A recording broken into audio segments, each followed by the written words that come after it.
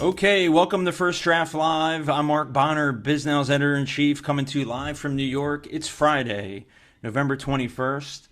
Let's be honest about the kind of year we've been living through. 2025 hasn't just been unpredictable, it's been unrecognizable. As we all know, the 43-day federal shutdown didn't just close Washington, it blacked out the nation's economic dashboard, halting permits, freezing HUD pipelines, and left every lender and investor navigating without CPI, jobs, or inflation data. We covered all of that last week, so go check it out.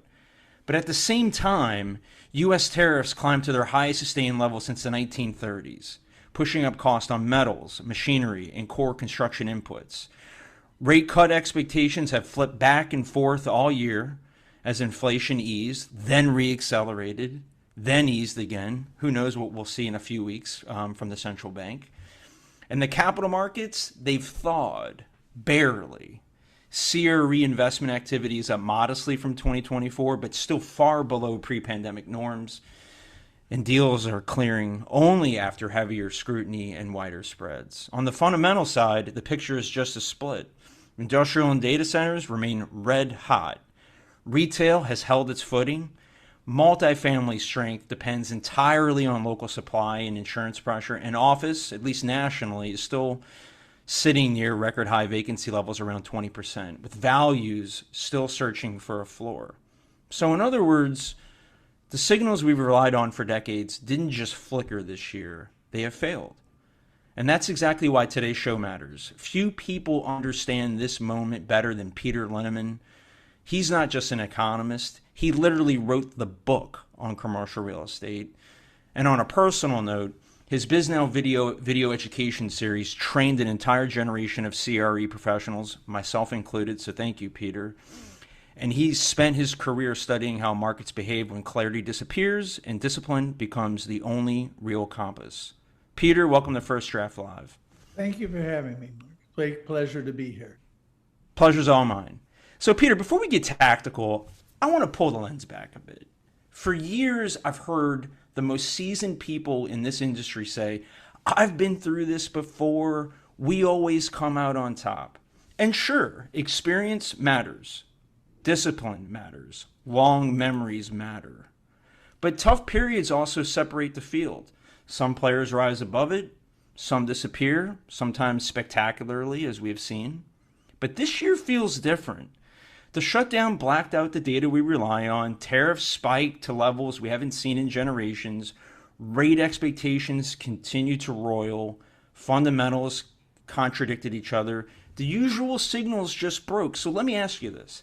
Have you ever seen a moment quite like this in your career? And if not, is there a far-off chapter in economic history, maybe one most of us have forgotten, that you think is actually instructive to this moment? I think it's a great question. I think that every moment I've lived through, I'm 74, I've been in the business a long time, is different, right? Everyone's different. There's craziness. In an odd way, you talk about the absence of data to analyze. When I began in this business, no one analyzed data. And there wasn't data there to analyze. And yet there was still an industry, right? And I'm not saying it was as efficient, but there was still an industry. And, you know, as an analogy, before Black-Scholes formulas existed, people traded options, right? Black-Scholes made it easier. So in a way, it's not so unusual to have foggy data. It's not so unusual to have limited data. One of the things that I did during this blackout of some data, I'd always viewed trying to figure out the economy, the real estate framework, et cetera, like looking at, I don't know, a Monet painting. No brush stroke means anything in and of itself, none. All of them taken together when viewed from an appropriate distance matter a lot, okay? I can't tell it's a cathedral if I'm too close. I can't tell it's a cathedral if I just look at a brushstroke. And I think one of the things I do that a lot of people don't do is look at a lot more brushstrokes. So what happened, and you're right, it was frustrating not to get employment data, and it was frustrating. I still had a lot of brushstrokes. So you can imagine some of my brushstrokes disappeared. And I then tried to squint. You know how you kind of squint to try to see what the picture is. Could I see it as clearly? No. I'll give you, this actually is coincidental, but it's true. Yesterday, the employment data came out and everybody was holding their breath. And I happened to be on the phone with a very close friend, and he says, the data just came out. Literally, he says, the data just came out. How many jobs were added last month? And I said, 120. I didn't know the answer. And I said, 120,000. And he said, you're wrong. It's 119,000. Now, it's not that I'm that precise, but yeah, I lost some brush strokes, but there were still enough there. When you do have uncertainty, it becomes more important to go beyond the norm. What's going beyond the norm? I talk to more people about how's it going? I mean, how's it really going at your apartments? Forget the data, right? How's it really going in your apartments? How's it really going in your office building? Reading the public companies' earnings reports, listening to their earnings, because all those are just little brushstrokes, right? And you can't just rely on the BLS said, right? And so it is uncertain. You mentioned the tariffs. I've never seen anything like this in my lifetime on the tariffs, either in terms of the magnitude or the uncertainty. Either one would be challenging, right? The magnitude would be challenging. Yeah. And the uncertainty would be challenging, but we got both of them on tariffs, and imports are roughly 10% of the economy. So one of the things, and I'm just kind of give you a framework for people listening, how to think about this. So why wasn't the economy more slowed? It has been slowed, but the economy basically shouldn't be growing if the tariff impact was as high as you can simulate it to be. That is, things coming from China like this or tax like that and so forth. So I went and did a very simple analysis last week. Just this is real time, last week. I took the actual tariffs collected by the US government over the last 6 months and divided it by the actual imports recorded. You could think of that as an average tariff, right? You're collecting how much on what base. All the simulations say the tariff rate should be about $16 to $18 per hundred. When you divide the actual tariffs paid by the actual imports, it's about $6.50. And that's up from $3. So it's up. It's up from $3 to $6.50, but it's not 18. And that's why the impact's not as big. And you say, well, how can the simulated be 16 to 18% in the actual? And that's because people adjust. And so what I'm trying to do is analyze people adjust. The impact's not as big as it might first appear because people, when it rains, you put up an umbrella. When it rains really hard, you try to get under an awning. When it rains really, really hard, you go inside. That's the difference between the 16 to 18 and the 6.5%. So your point is brilliantly on target, uncertainty. But you got to try to go and do some different things than you might normally do to get a little better clarity. Yeah, I mean, look, to take your metaphor of Monet brushstrokes, I would say we have had brushstrokes. They haven't been from Claude Monet; they've been from Jackson Pollock, right? And that is introduced chaos into the overall thinking here. And the reason why I go back to the history is because, try as I might, Peter, I'm not smart enough to know what period in economic history this most resembles and whether or not that period in time can tell us something about this moment. But I'm kind of hoping that you can instruct us on what this moment means in the grand arc of your career. So what drives home are fundamentals. Look at fundamentals. Don't get caught up in what are fundamentals. There are incentives not to import, right? And people respond to incentives. So yes, it's going to drag the economy, but not as much. Capital markets. The Fed has been crazy any number of times over history, sometimes too high, sometimes too low, always too late. Um, but the economy goes on. So when the Fed had interest rates too low, the economy went on. And when the Fed had interest rates too high over my career, economies go on and it adjusts. Doesn't perfectly adjust, it adjusts. The key is watching the adjustments. And by what are the adjustments always revolve? Think of taxes. People respond to tax rates. And I think what people forget is to look at the responses people are making. That's far more interesting than what they're responding to. We can't solve the Fed keeping interest rates too high. We can't solve the Fed being uncertain about 3 weeks before, 2.5 weeks before they're going to make a rate decision. They're still, you know, mealy mouthing, right? We can't change that.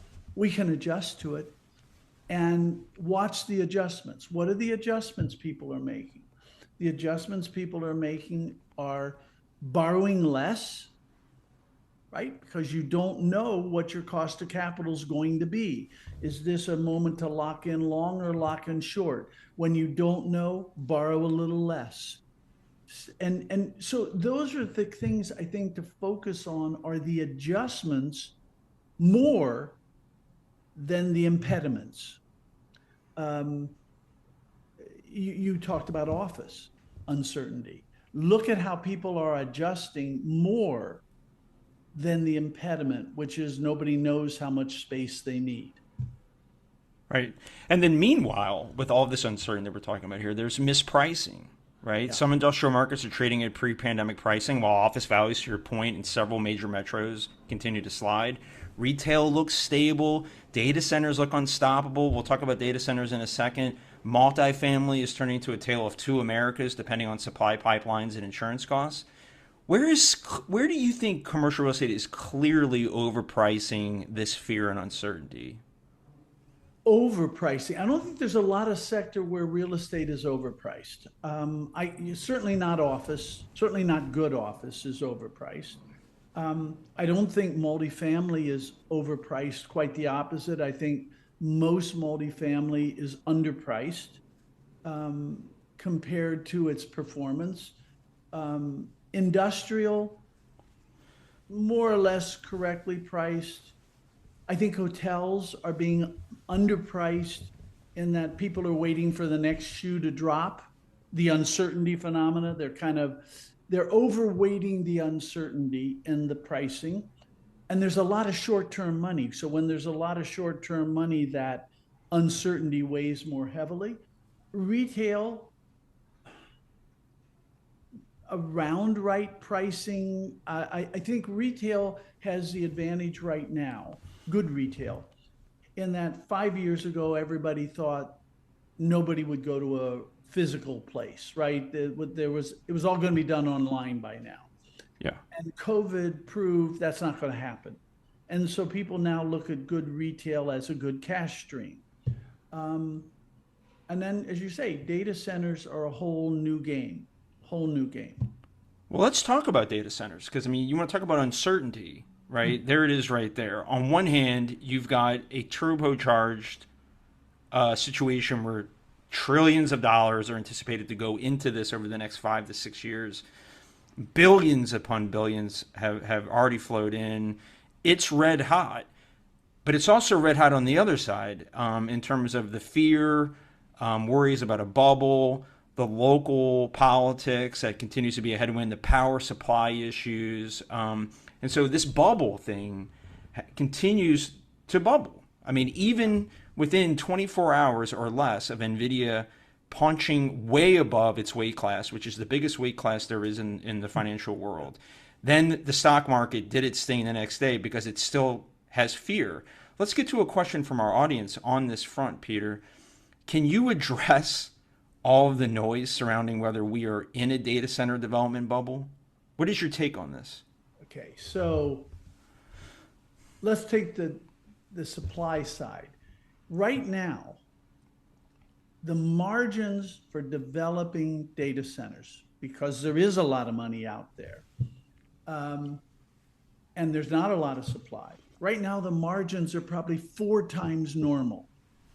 Now, in my career, anytime margins are 4 times normal, there's going to be a lot of supply sooner or later, right?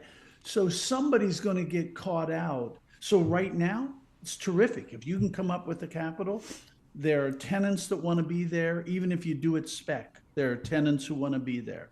If you can get over the hurdle of power, you can get over the zoning and so forth. There are tenants out there and they'll pay up. I'm not worried so much about now. I'm worried about the supply that brings about. And that supply, I just don't normally see things with 4 times normal margins, right? When do you think that moment's going to come? It will take probably 3 to 5 years, and partly because the amount of money that's associated with the data center. It's not like you're building a $12 million warehouse. So you have to tap some enormous pools of of dollars to do it. And a tap, as you know, and your listeners know, tapping, it's hard enough to get $12 million. Now try to get $2 billion. That's hard. And just think of something as simple. Here's what's going to make it slower, and here's why the margins are big right now. The margins are big right now. Let's suppose you have a $2 billion project.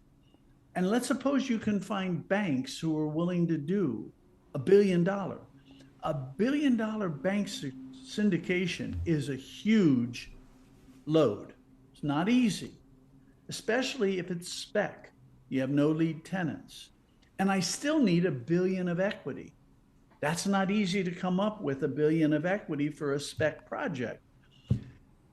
The fact that it's hard to raise that capital is going to make it slow, but the capital is going to respond to the margins. But it's not going to respond overnight. It is going to take several years. People are going to make a lot of money on the development over those years. Yeah. But watch the musical chairs when the supply finally gets there. Is the institutional lending on this going to be the signal through the noise? I mean, if they begin to pull back a bit on the capital stack to limit their downside risk, I mean, is that really what we're looking for here? That's where it'll be. That's clearly where it'll be.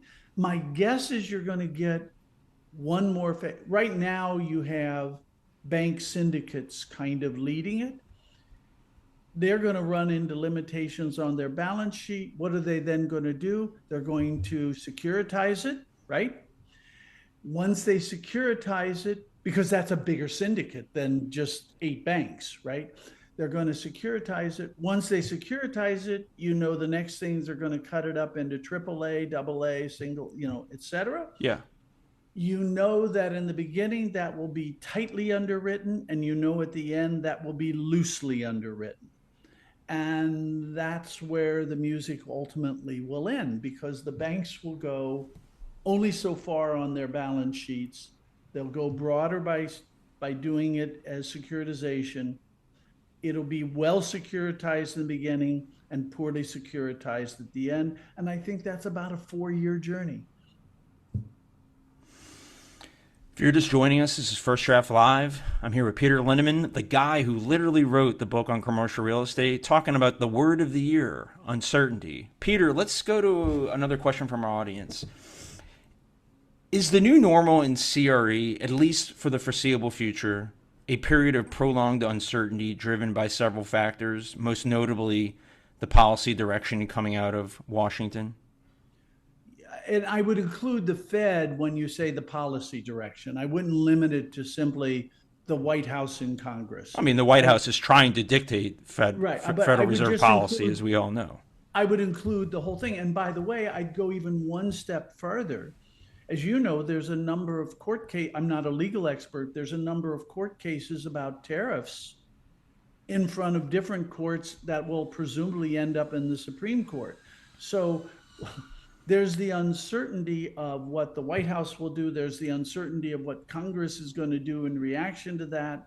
We've got elections coming up next year that will maybe change the balance there. You've got a Fed that's kind of been not the most transparent and the most on target. And we have all these court cases swinging around.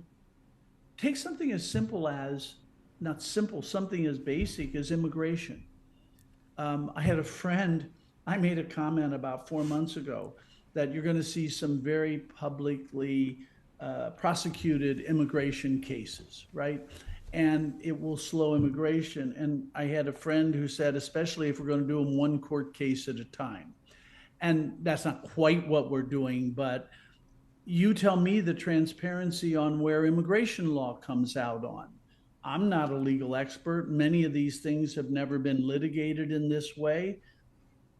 Stay tuned. And yet that has a big impact on inflow of labor, inflow of people.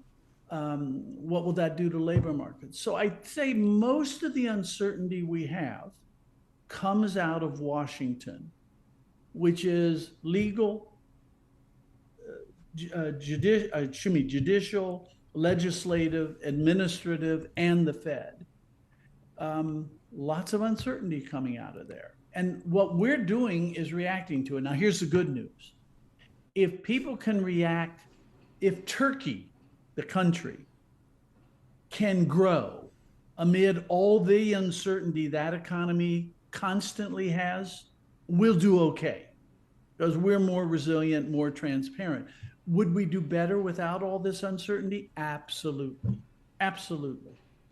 So, I mean, is uncertainty the new certainty? I mean, can you bake in this idea that we're going to be on this bumpily, wobbly Jackson Pollock canvas? Is that alone? Is that something that you can actually bake into your thinking? Well, and that was kind of my point about Turkey. Turkey has baked it in. Their businesses are baked in. We don't know what the hell the government's going to do, right? We really don't. We have always baked in some degree of that, right? We've always baked in some degree of that. We just have a lot more of it now than normal. We bake it in. Businesses operate. They give themselves bigger margin cushions, but it does slow the economy down. It is the new world. It'll probably go on at least until after the election. At least until after the election. After the midterms. The midterms, yeah. Got it.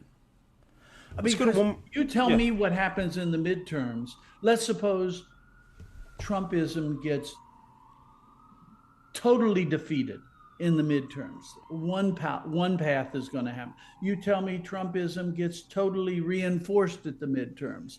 A different path will occur. And I don't know which. Let's go to another question from the audience. Why are apartments underpriced when most rents are flat or declining and expenses are increasing, especially for insurance? I think capital markets have gotten, there's a false narrative that's hurting the capital markets. If there was, remember, like 7 years ago, the false narrative was no one will ever shop in a shopping center. And you go, that's not true, and it hurt the capital markets. The false narrative for apartments is that since rents are flat and occupancy is a bit soft, demand for apartments must have weakened. And that's not the case. Demand has stayed just fine. It's just that it got spread over a bigger supply. And that's what swung things from being very robust to very weak.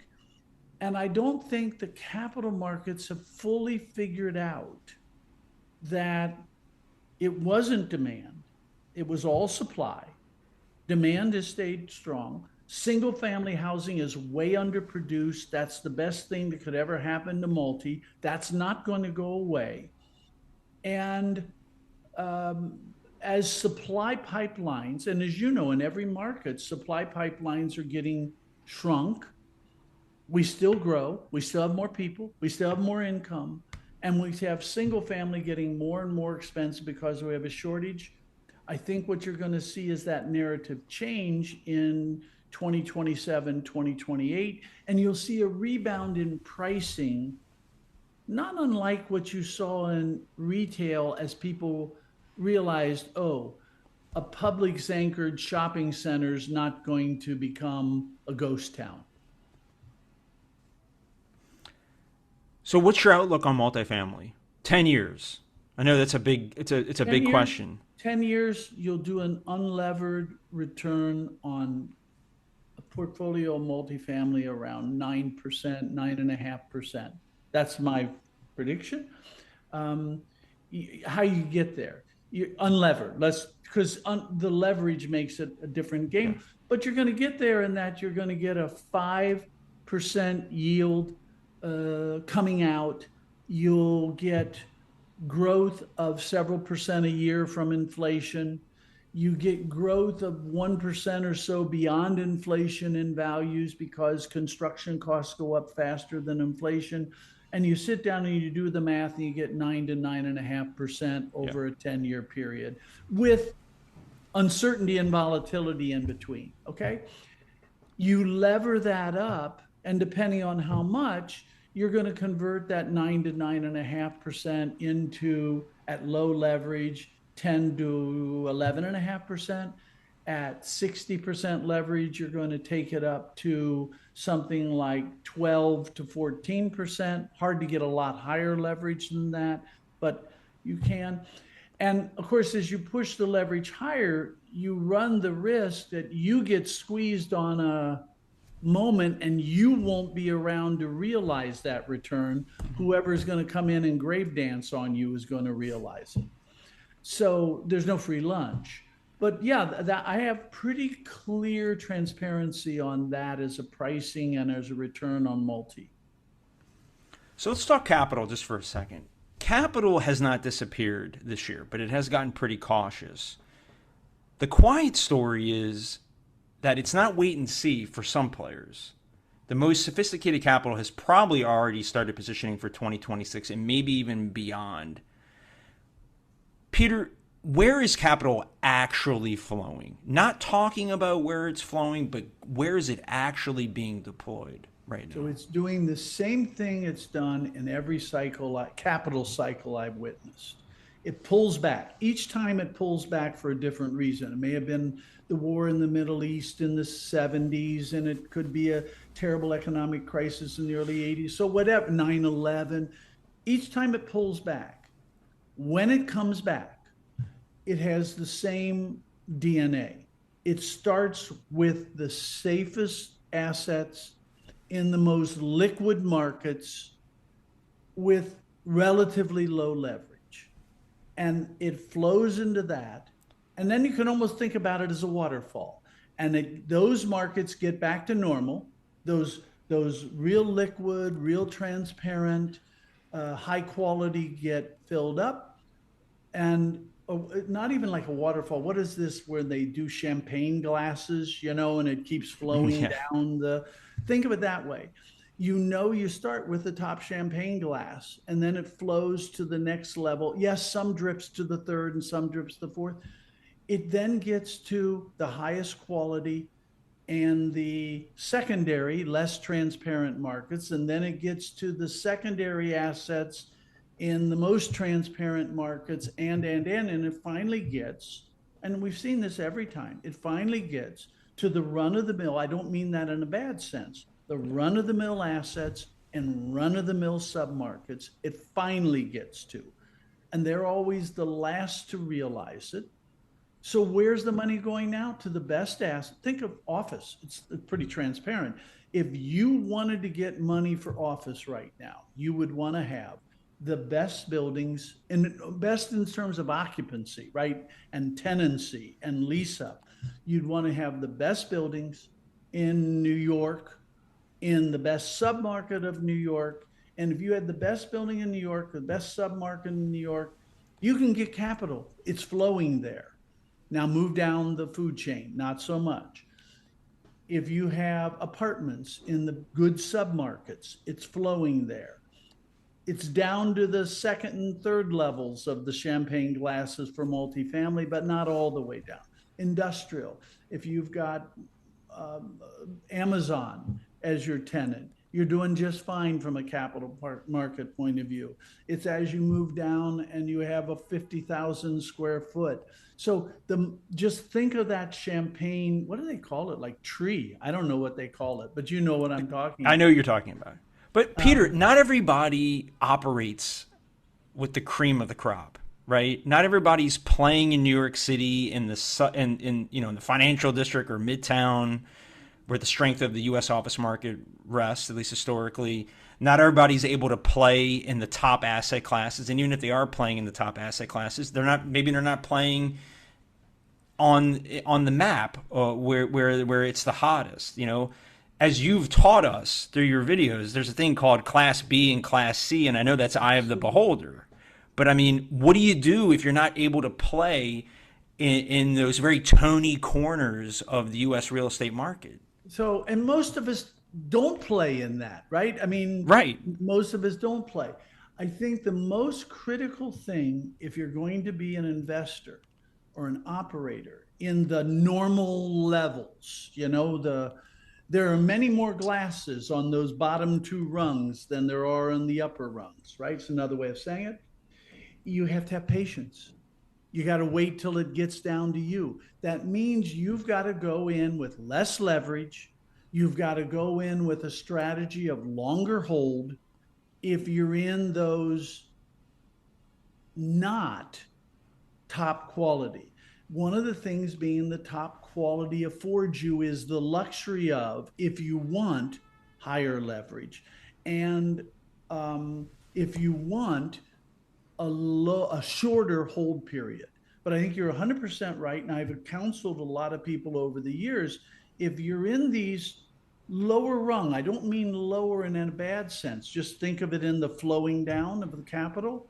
Um, you just have to have strategically a longer hold, and you have to have strategically more impregnable capital structure, which means you have to have more equity because that's the only way and longer debt, Right. more equity. Right, and you're touching on. I want to end on this last night. I know we're a little over, but this has been a wonderful conversation.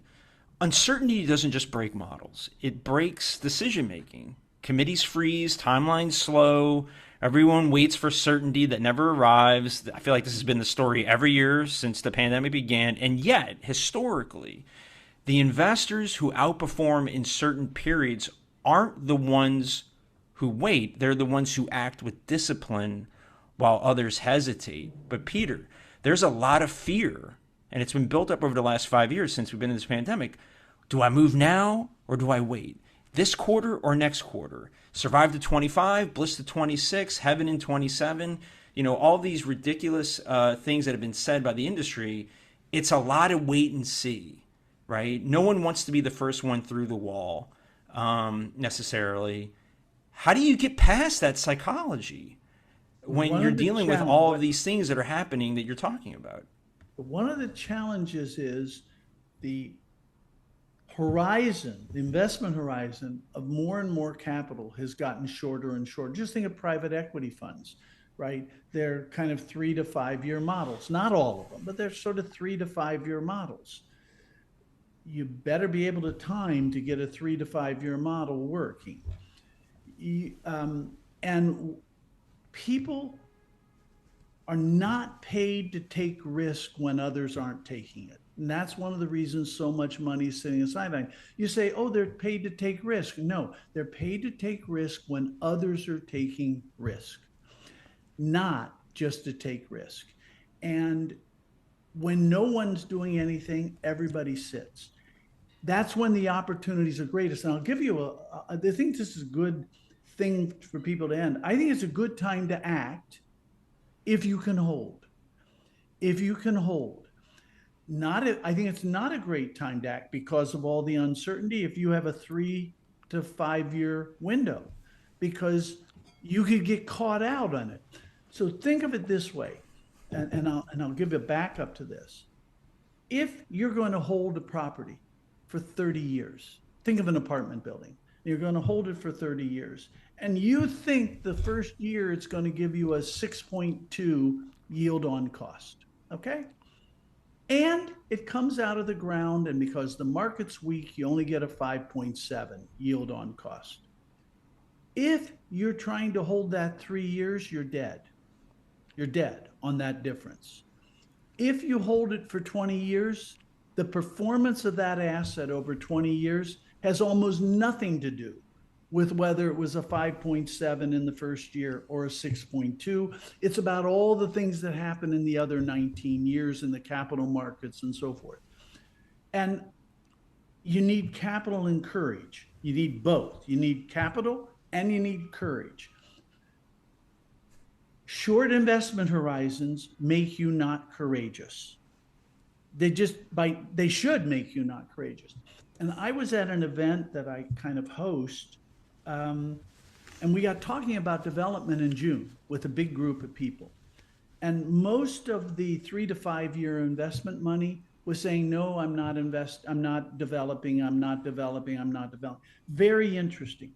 5 ultra wealth families were in that group, though. All 5 of them were developing.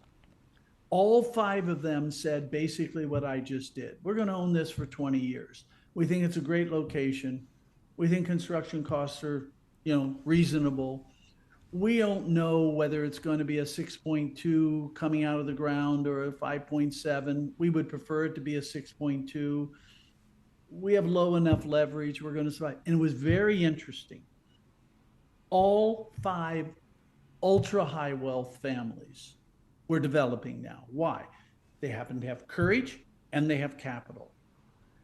There are people out there with courage, but they don't have capital. And there are others out there who short investment horizons have understandably and correctly made them not courageous. But when everybody else starts jumping, it'll be like the wildebeest in the crossing the river. They all jump in. And I'll end by saying I have a charity effort over in Kenya, and I go every year, and we see the wildebeest crossing the Mara River. And I was there about 15 years ago with someone who was a major banker. And the wildebeest to and fro, don't cross. And then they go like hell, like you see in the movie. And she looks at me and says, they're goddamn bankers. Sooner or later, the wildebeest will grow. Bold prediction for 2026. The wildebeest will start jumping. Well said. Okay, Peter, thanks for taking the time. We really appreciate you. My pleasure. Thanks for having me. If you missed any part of this conversation or want to catch our earlier episodes, you'll find every show on biznow.com or in your favorite podcast feed. Just search First Draft Live. We'll be back next week. Until then, this is First Draft Live. Have a great weekend, y'all.